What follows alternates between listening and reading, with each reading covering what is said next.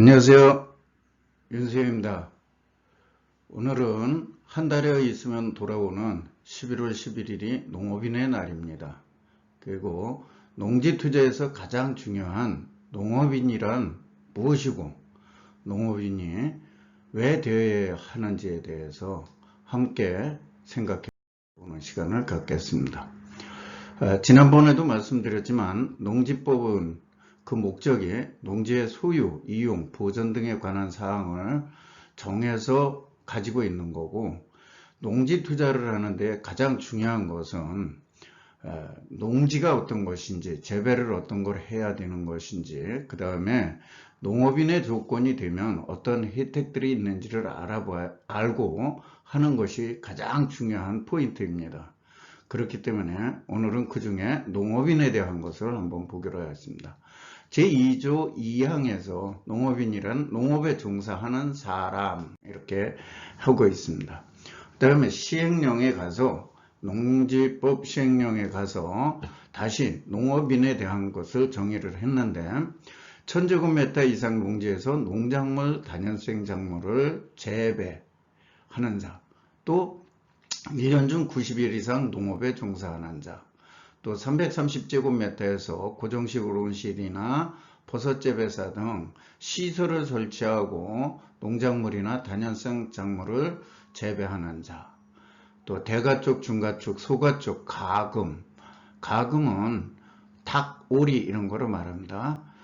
꿀벌 이런 걸 사육하는 자, 또는 축산업에 120일 이상 종사하는 자, 그 다음에 농산물을 연간 120만원 이상 판매하는 자, 이런 사람들을 농업인이다 이렇게 규정하고 있습니다. 시행규칙에 가서 보면 앞에서 말씀드렸던 것 중에 상시종사를 범위를 다시 정했어요. 그래서 상시농사라고 하는 것은 농업인이 그 노동력, 그러니까 그 농사 짓는데 노동력의 2분의 1 이상을 들여서 자기 노동력을 들여서 농작물이나 다년생 작물을 재배하는 걸 말한다. 그 다음에 앞에 거에 준하는 걸로 시장, 군수, 구청장, 시구, 읍면장이 인정하는 경우에 이거를 상시종사로 본다 그런 얘기예요.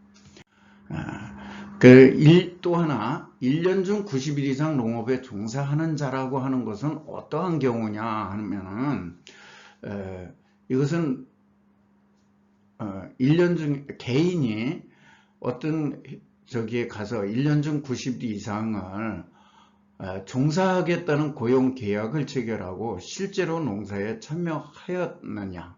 그 다음에 또 농업인의 가족원이 1년 중 90일 이상을 실제로 노동력에 투입하였느냐. 이 90일 이상이라는 규정은 사실상 이 규정입니다. 근데 국세청에서는 소유하고 있는 농지나 농사 짓고 있는 농지에서 90일 이상 농사에 종사해야 된다고 잘못 알고 있거나 잘못 해석하고 있는 경우도 있어서 90일 이상 농사에 종사해야 된다고 자꾸 얘기를 하고 있어요. 근데 이 90일을 따지는데 1000제곱미터 논농사 짓는데 농작업 시간은 1년간 30시간도 안 돼요. 지금 나오는 게. 그러면 하루에 20분 정도나 일을 할까요? 이 정도로 와서 90일 동안을 다녀야 되느냐. 사실상 이건 아닌데도 불구하고 지금 조금 과하게 적용하는 부분이 있습니다. 그 다음에 농지법 외에 농업인 확인서나 이런 거를 발급하는 것 때문에 농업농촌 및 식품산업기본법 관련 규정에서의 농업인 기준을 본다면 여기에서도 1000제곱미터 이상의 농지를 경작하거나 판매액이 120만원 이상이거나 90일 이상 농업에 종사하거나 다만 아까 90일 이상 이런 농산물 출하나 판매나 이런 데 고용되어 일하는 사람이나 이렇게 조금 약간 다르게 해석되어서 농업의 범위가 있지만 크게 보면 다 같은 내용이라고 볼 수 있습니다. 그 다음에 농업인 확인서 발급 규정이라는 게 있어요. 그래서 농업인 확인서를 발급하려면 농업인을 확인하는 기준이 어떻게 되는지를 또 한번 살펴보기로 하겠습니다. 여기에 보면은 뭐 농업에서 경영정보를 등록한 자, 그냥 한마디로 농업경영체에 등록한 자입니다. 그래서 농업경영체에 등록한 자, 또 농지원부에 등록되어 있는 자, 또는 행정관서에서 대리경작자 통지서를 받아서 제출하는 자, 또는 임대차 계약이나 사용대차 계약을 체결하고 그 계약서를 제출한 사람, 이런 것들을 다 합해서 1000제곱미터 이상의 관련 서류를 여러 가지를 합해서라도 제출하는 사람, 이런 사람이 일단 농업인이다, 이런 얘기입니다. 또 두 번째는 농산물 판매자를 규정하고 있는데, 연간 120만 원 이상의 농산물을 판매한 입증 서류를 제출하는 사람들, 아래 뭐 여러 가지 축산물이나 유통이나 이런 거에 대해서 있지만은 그런 거고, 그 다음에 산지에서 종자나 묘목이나 이런 걸 재배했다고 인정할 사람도 농업인으로 확인서로 해준다.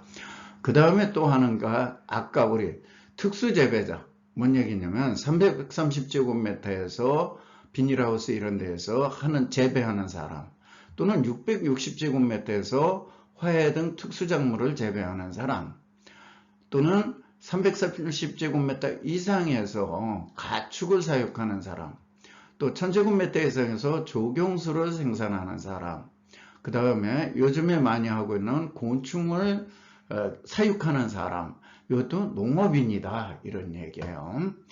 그 다음에 이번에는 농업에 종사하는 사람들을 얘기해요. 내가 농사를 갖고 있지는 않지만 종사하는 사람으로서 가족원인 농업종사자로서 주민등록이 같이 되어 있고 그 농사일을 같이 하는 사람으로 국민연금이나 건강보험에 직장가입에 해당되지가 아니해야 된다는 거예요. 그 다음에 1년 중에 90일 이상 농업에 종사를 하고 있어야 되거나 아니면 계약을 체결하고 하고 있는 사람, 이렇게 농업의 종사자들을 하고 있습니다. 그 다음에 아까 앞에서 잠깐 나왔던 고용된 사람, 요거는 농업경영체 이런 데에 고용되어서 또는 개인이나 영농법인에 고용되어서 하고 있는 경우에 한다, 이렇게 이해를 하시면 될 것입니다.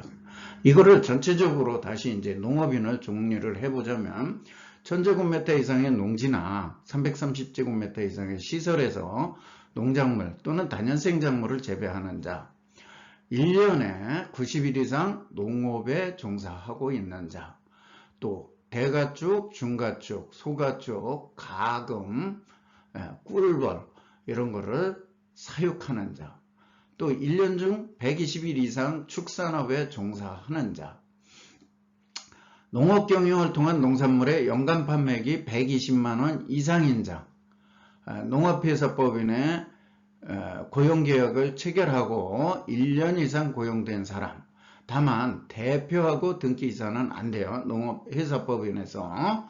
요즘은 좀 주의를 하시기 바랍니다.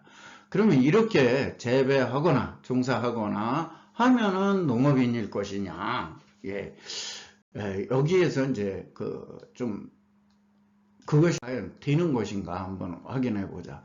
자, 여기 땅임자가 될 것인가 농업인이 될 것인가 그랬어요.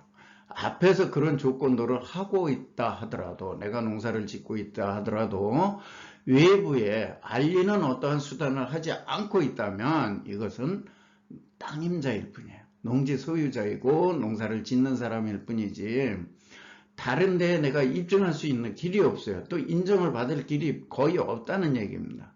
그래서 그걸 하기 위해서는 농지원부에 등록을 해야 돼요. 근데 이건 반쪽 농업인 그랬어요. 왜 그랬냐면 이건 행정기관이나 농지부서나 이런 쪽에서 인정을 해주는 것이고, 이 농업지원이나 이런 것들을 받는 거는 농업경영체를 등록을 해야지만 완전한 농업인이 될 수 있습니다.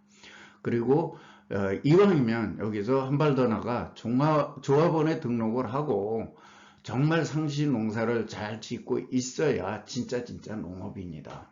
또 조합 같은 데에서의 혜택도 받을 수 있기 때문에 완전한 농업인이다. 이렇게 이해를 하시고 하시기 바랍니다. 그럼 농업인을 왜 해라 그러는지, 그러면 뭐가 좋은 건지 이걸 알아야 될 거 아니야? 그래서 농업인이 되면 좋은 점을 간단하게 몇 가지만 추려 보겠습니다. 굉장히 많습니다. 그런데 추가 농지 구입할 때 특히 토지거래 허가 지역에서 거주 제한이 많이 완화가 됩니다. 그 다음에 조그만 농지도 내가 구입해서 뿐이 아니라 세금 혜택도 볼 수가 있어요. 그 다음에 농업인용으로 농지 전용 혜택 시에 감면을 농지 보전 부담금을 감면받을 수가 있습니다. 그 다음에 세금, 취득세, 양도소득세를 감면받을 수 있어요.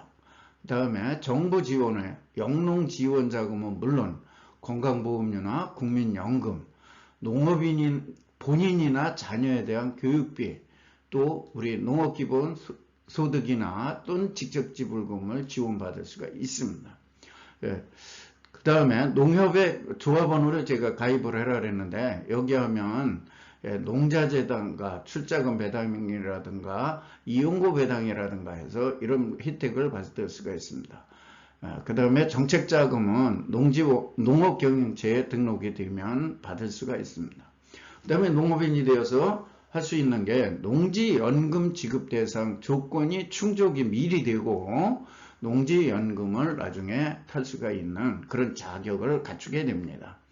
그래서 농지투자의 기본 조건을 충족을 하고 일정한 혜택도 누리면서 더 가장 중요한 것은 농지 투자에 대한 관심도가 높아지고 또 노하우를 알게 되고 그러면서 정말 돈 되는 농지를 투자할 수 있는 그러한 지름길로 갈 수 있는 그런 거가 되기 때문에 농업인을 하셔라 그런 얘기입니다. 그럼 그런 농업인을 어떻게 만들 것이냐? 가장 좋은 아래서부터 올라가겠습니다. 현재 지방 등의 상속을 받아서 갖고 있거나 우리 조상들이 갖고 있는 땅들이 있다면 그 내가 소유한 농지를 가지고 있다면 무조건 농지원부를 만드시라. 농업경영체를 만들고 농업인이 되셔라. 이거는 두말하면 안 돼요. 왜 그러냐면 이거를 전부 임대를 놓고 있으면 나중에 내가 추가로 농지도 못 사기 때문에, 그리고 돈 안 들이고 가장 효율적으로 할 수 있는 방법입니다. 그 다음에 임차 농지를 해서 하는 방법이 있다. 그래서 임차를 해서 하는 방법도 돈을 조금 들이고 하는 방법.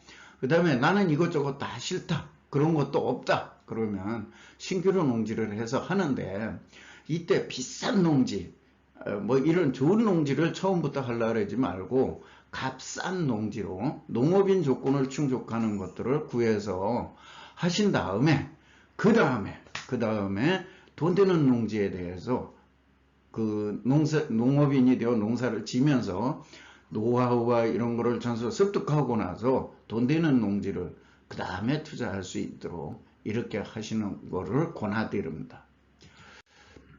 결론적으로 다시 이제 말씀을 드리자면, 자, 농업인이란 1000제곱미터 이상의 농지나 330제곱미터 이상의 시설에서 농작물 또는 다년생작물을 재배하면 됩니다. 그 다음에 1년에 90일 이상 농업에 종사해도 됩니다.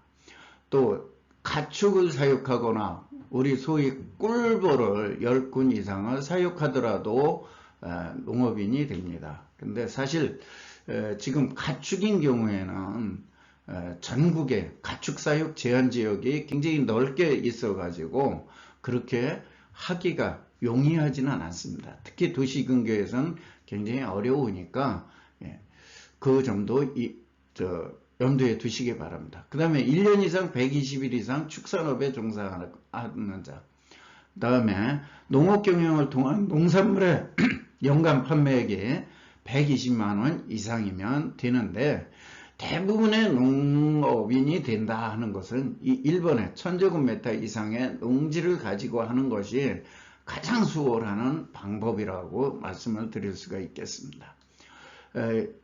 그래서 이렇게 위해서 한 것은 농업인이 농지법에서 또는 이런 법에서 정한 농업인일 뿐이고, 아까 말씀드렸듯이 농지원부 농업경영체에 등록을 하고 직접 농사를 지어야 농업인이 되는 거예요. 예, 그래서 무조건 본인 소유가 있다, 또 내가 농사를 짓는다, 그런 경우라면 농지본부나 농업경채에 등록을 해서 농업인이 되셔가지고, 물론 농사는 지셔야 돼요.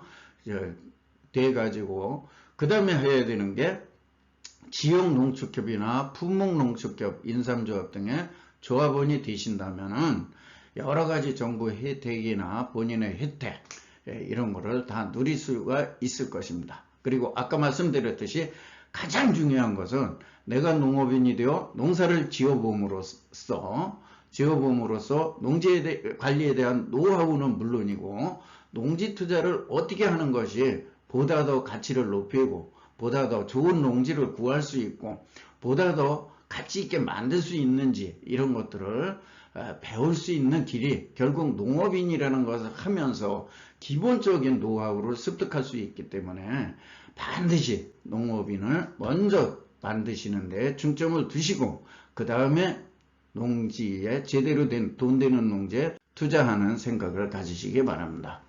저는 현재 공인중개사 행정사 사무실을 운영하고 있고, 건국대 미래지식교육원에서 등 대학교에서 강사로 활동하고 있고, 또 사회에서 평생교육원 등에서도 강사로 활동을 하고 있습니다.